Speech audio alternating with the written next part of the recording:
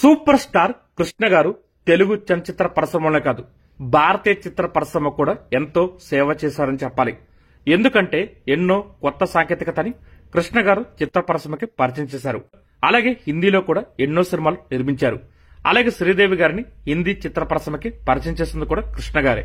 1965 సంవత్సరంలో తేనె మనసు సినిమాతో చిత్ర పరిశ్రమకి అడుగుపెట్టిన కృష్ణ గారు ఎప్పుడూ వెనక్కి తిరిగి చూసుకోలేదు. అతి చిన్న వయసులోనే పరిశ్రమలోకి వచ్చి సుమారు 350 పైగా సినిమాల్లో హీరోగా నటించిన కృష్ణ గారు డేరింగ్ డాషింగ్ హీరో అని చెప్పాలి. ఆ మాటలు అక్షరాల కృష్ణ గారికి వర్తిస్తాయి కూడా. కృష్ణ గారు ఎప్పుడు మోహమాటం లేకుండా ఉన్నది ఉన్నట్టుగా మాట్లాడే వ్యక్తి అని చెప్పాలి. తేనె మనసు సినిమా విజయం తర్వాత కృష్ణ గారు 1-2 సంవత్సరాలు కొంచెం కష్టపడ్డారని చెప్పాలి. ఆ తర్వాత అసలు వెనక్కి తిరిగి చూసుకోలేదు. నెలకి సుమారు డజన్ పైగా సినిమాలు విడుదలవుతుండేవి. రోజుకి 3 షిఫ్టులు పనిచేస్తుండేవారు. సెట్ లోనే నిద్రపోయేవారు. దానికి కూడా మా సినిమాల పాత్రకు సరిపడా డ్రెస్ వేసుకుని నిద్రపోండి, ఆ నిద్రపోయే సన్నివేశాలు చిత్రీకరించుకుంటాం అనేవారంట నిర్మాతలు. అంటే అంతలా ఉండేది కృష్ణ గారి డిమాండ్. అయితే మరి అలాంటి కృష్ణ గారికి 1975 సంవత్సరంలో ఒక్క నిర్మాత కూడా సినిమా తీయడానికి ముందుకు రాలేదు. జాబ్ లేకుండా కృష్ణ గారు ఇంట్లోనే కూర్చున్నారంటే మీరు నమ్ముతారా? కానీ అది అక్షరాల నిజం. అది కూడా కృష్ణ గారే చెప్పారు. ఇంతకీ ఏం జరిగిందో ఇవాళ మనం తెలుసుకుందాం. ఒకరోజు కృష్ణ గారి దగ్గరికి అక్కినేని నాగేశ్వరరావు గారితో దేవదాసు సినిమా చేసిన నిర్మాత డిఎల్ నారాయణరావు గారు వచ్చి ఒక స్క్రిప్ట్ ఇచ్చి వెళ్లారు. అదేమిటని చూస్తే అల్లూరి సీతారామరాజు సినిమా స్క్రిప్ట్. తను ఎన్టీఆర్ తో ఆ సినిమా చేయాలనుకున్నానని, కానీ ఎన్టీఆర్ గారు చేస్తానని గాని చేయను అని గాని చెప్పలేదని, అంత గొప్ప సినిమా తీసే ఓపిక ఇప్పుడు తనకు లేదని, అందుకని ఆ స్క్రిప్ట్ కృష్ణకి నువ్వే తీయగలవు ఇదని ఆ స్క్రిప్ట్ ఇచ్చేశారు. కృష్ణ గారు ఆ స్క్రిప్ట్ చదివి తమ్ముడు హనుమంతరావుకి, రైటర్ మహారథి గారికి చదవమనిచ్చారు. అయితే అప్పటికే అసాధ్యుడు అనే సినిమాలో కృష్ణ గారు అల్లూరి సీతారామరాజు గెటప్ వేయడంతో ఆ పాత్ర ఎలా ఉండాలి, కృష్ణ గారు సరిపోతాడా సరిపోదా అనే విషయంలో తర్జనలు భర్జనలు ఏమీ లేవు. ఆ తర్వాత హనుమంతరావు గారు, మహారథి గారు ఆ స్క్రిప్ట్ బాగుందన్నారు. అందరికీ నచ్చడంతో ఆ స్క్రిప్ట్ మీద వర్క్ చేసి సొంత బ్యానర్ అయిన పద్మాలయం మీద అల్లూరి సీతారామరాజు సినిమా ప్రకటించారు కృష్ణ గారు. అయితే అప్పుడే చిత్ర పరిశ్రమ నుండి చాలా నెగిటివ్ కామెంట్లు వచ్చాయి. కృష్ణ గారి సినిమాలు అప్పట్లో రెగ్యులర్ గా డిస్ట్రిబ్యూట్ చేస్తున్న నవయుగ ఫిలిమ్స్ వాళ్ళు ఈ సినిమాలో డ్యూయెట్లు ఉండవు, ఫైట్స్ ఉండవు, మేం చెయ్యం అని తప్పుకున్నారంట. అప్పుడు తారకరామ ఫిలిమ్స్ వాళ్ళు ముందుకొచ్చారు.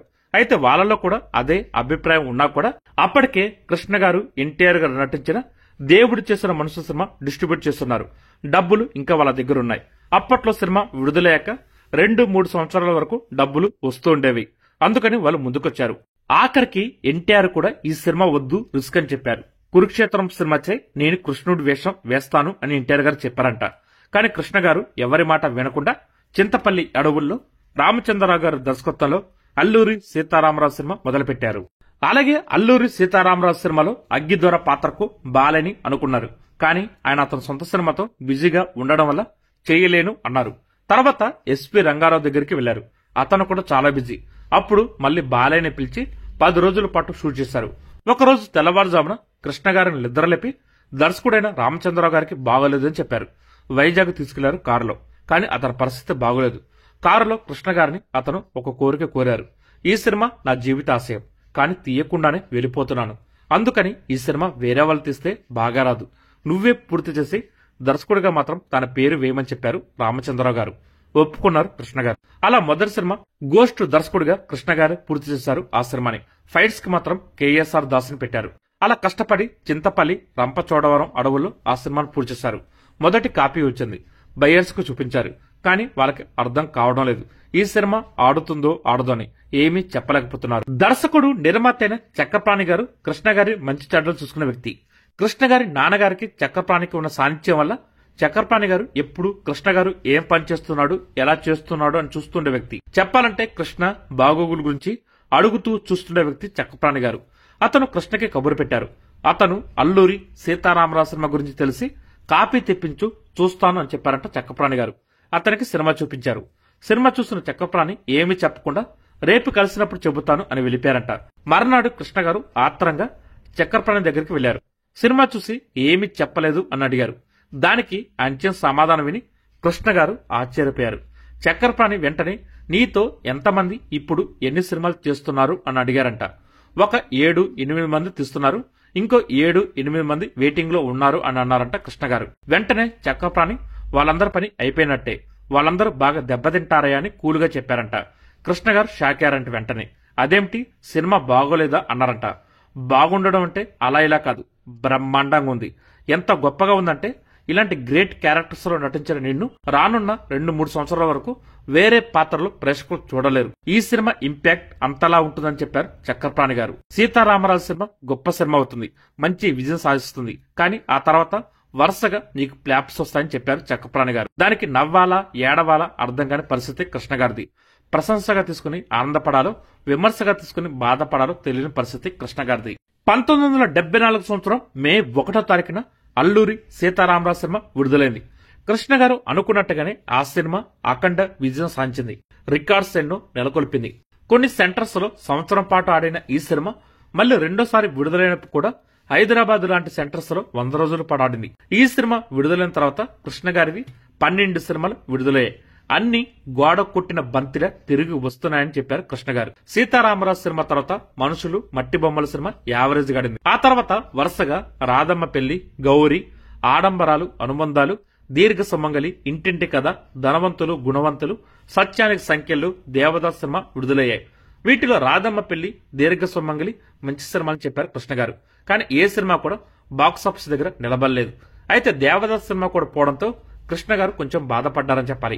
ఆ సినిమా కృష్ణ గారు ఆడుతుంది అనుకున్నారు, కానీ ఆడలేదు. 1974 సంవత్సరంలో ఈ సినిమాలన్నీ ఫ్లాప్ అయితే 1975 సంవత్సరంలో కూడా కృష్ణ గారి ఫ్లాప్ల పరంపర కంటిన్యూ అయిందని చెప్పాలి. కొత్త కాపురం, సౌభాగ్యవతి, చీకటి వెలుగులు, రక్త సంబంధాలు, సంతానం, సౌభాగ్యం, గాజుల కృష్ణయ్య, దేవుళ్ళు లాంటి మంచి సినిమాలెన్నో 1975 సంవత్సరంలో విడుదలైతే అవన్నీ బిజినెస్ రేంజ్ సక్సెస్ గానే మిలిగాయి. ముఖ్యంగా చీకటి వెలుగులు సినిమాని అప్పట్లో నిర్మాత రంజిత్ కుమార్ చాలా ఖర్చు పెట్టి ప్రెస్టీజ్ గా తీస్తే దర్శకుడు కెఎస్ ప్రకాష్ రావు కూడా అంతే శ్రద్ధగా బాగా తీశారు. అది కూడా Alluri Sitaramaraju cinema hang over పడిపోయి ఆడకపోవడం కృష్ణ గారికి ఆశ్చర్యం వేసింది. చక్రపాణి గారు చెప్పిన జోషం నిజమైంది. ఇవన్నీ 1975 సంవత్సరం సగభాగంలో విడుదలై వరుసగా ఇన్ని సినిమాల ప్లాపలతో కృష్ణ గారి పని అయిపోయిందన్నారు పరిశ్రమలో. ఒక్క నిర్మాత కూడా ముందుకు రాలేదు. కృష్ణకి పని లేకుండా పోయింది. అప్పటి వరకు రోజుకి 3 షిఫ్ట్లు పనిచేసే కృష్ణ గారితో ఒక్క సినిమా కూడా చేయడానికి ఒక్క నిర్మాత కూడా ముందుకు రాలేదంటే ఆశ్చర్యం కదా. స్వయంగా కృష్ణ గారు చెప్పుకున్నారు ఈ విషయాన్ని. 1975 సంవత్సరం జులై నాటికి ఒప్పుకున్న సినిమాలన్నీ అయిపోవడంతో జాబ్లెస్ గా తయారైంది నా పరిస్థితి అని. 1966 సంవత్సరంలో విడుదలైన గూఢాచారి 116 సినిమా నుంచి 1975 సంవత్సరం వరకు 10 సంవత్సరాల పాటు విసుగు విరామం లేకుండా రోజుకి 3 షిఫ్ట్లు చేసిన నాకు సినిమా లేకుండా అయిపోయింది. అడిగిన వాళ్ళందరికీ కాదనుకున్న సినిమా చేసిన నన్ను అడిగిన వారే కరువయ్యారని కృష్ణ గారు చెప్పుకున్నారు. సంవత్సరానికి 15 సినిమాలు ఇచ్చిన హీరో హఠాటుగా అన్ఎంప్లాయిడ్ అయితే పరిశ్రమలో పరిహాసాలు, జనం ఊహాగానాలు ఎలా ఉంటాయో మొదటిసారి కృష్ణ గారికి అనుభవంలోకి వచ్చింది. ఈ సమయంలో కృష్ణ గారిని మళ్లీ నిలబెట్టింది కృష్ణ గారని చెప్పాలి. అదెలా అంటే అప్పుడు కృష్ణ గారు తన సొంత బ్యానర్లో సినిమా తీసి మళ్లీ తానేంటో నిరూపించుకోవాలనుకున్నారు.